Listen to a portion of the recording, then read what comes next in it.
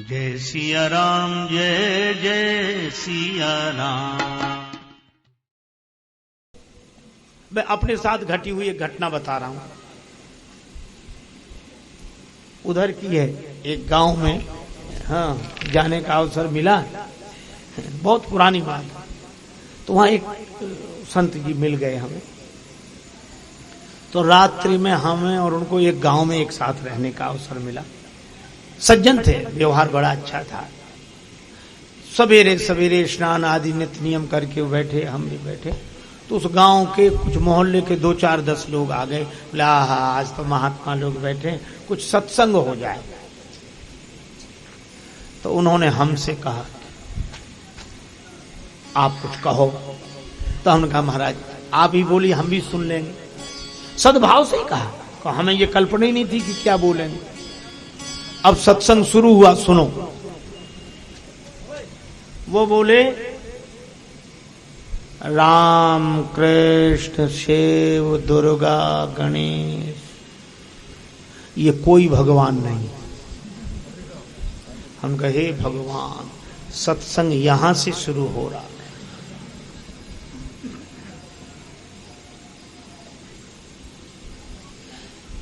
अब वो लोग बोले अरे कैसी बात करते हो, हम तो इन्हीं को भगवान मानते और हमारे पुरखे मानते चले आए, हमारे इतिहास में वर्णन है। क्या बोले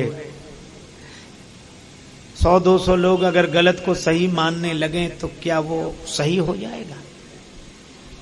गलती तो पीढ़ियों से भी हो सकती।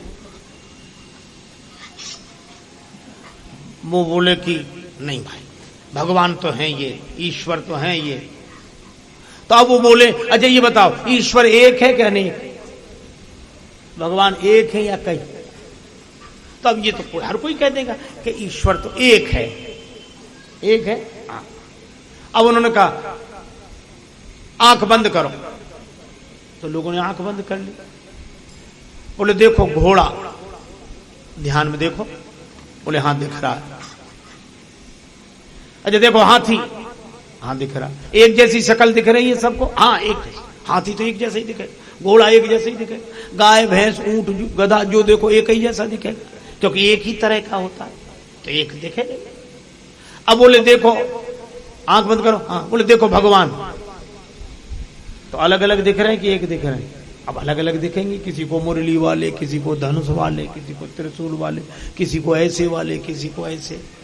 बोले ये अलग अलग दिख रहे हैं, सूंड वाले, तलवार वाली माता। तो बोले अलग अलग दिख रहे हैं? बोले हाँ। तो बोले ईश्वर एक है क्या अनेक? बोले है तो एक। बोले फिर ये अलग अलग क्यों दिख रहे हैं?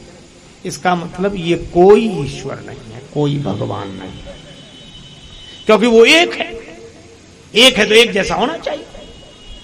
मैं आपको क्या बताऊं, गांव वाले तो अवाक रह गए और उनके भक्त हो गए। दुनिया भी तो बड़ी विचित्र है।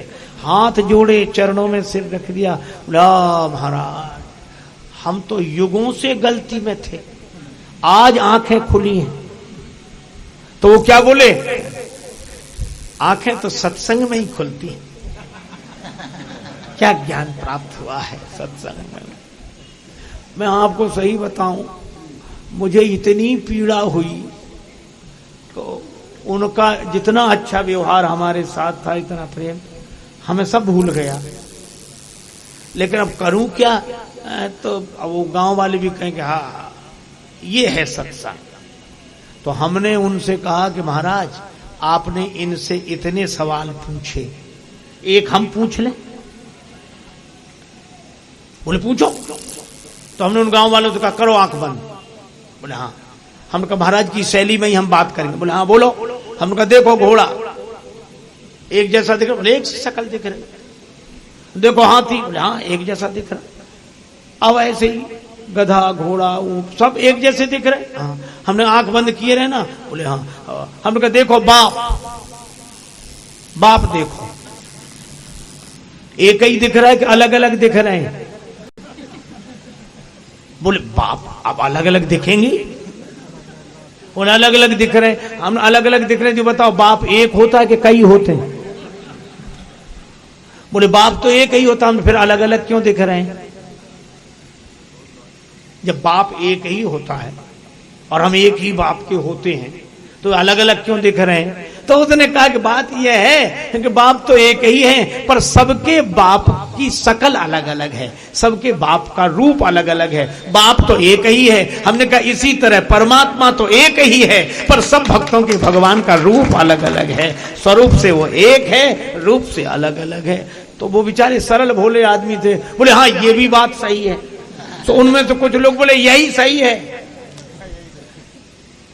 महाराज गांव वाले तो बड़े प्रसन्न हो गए हमसे, और वो सज्जन हमसे ऐसे नाराज हुए कि तब से आज तक, पहले तो मिलते ही नहीं, मिल जाए तो बोलते नहीं, आज तक हमका बड़ी कृपा है, आप नहीं बोलो तो अच्छा है।